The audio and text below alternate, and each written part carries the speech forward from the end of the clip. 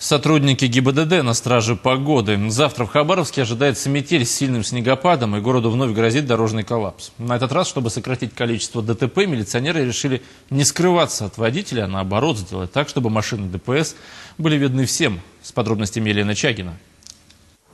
Погода в Хабаровске и южных районах края испортится уже сегодня вечером. На территорию надвигается циклон с северо-востока Китая, который принесет метель. Синоптики прогнозируют, что снега выпадет примерно треть месячной нормы. На побережье ожидается очень сильный снег. Температурный фон в пределах у нас будет 23-28 ночью, ну и днем в пределах 13-18. Это при прохождении циклона. Дорожные службы еще не оправились от последствий прошлого снегопада. На дорогах гололед.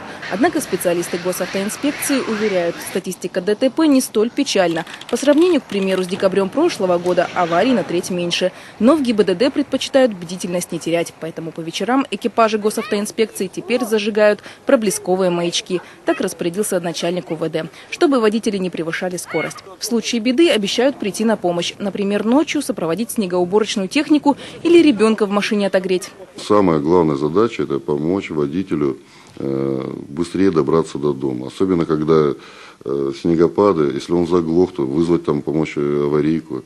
Если там ребенок, даже посадить в патрульный автомобиль, чтобы он не замерз. Во время непогоды на дорогах будут дежурить 30 экипажей госавтоинспекции. Непогода в крае установится только на сутки. Вечером в воскресенье циклон уйдет на Сахалин. И в понедельник вновь вернется 25-градусный мороз. Елена Чагина, Дмитрий Маклаков для программы «Новости».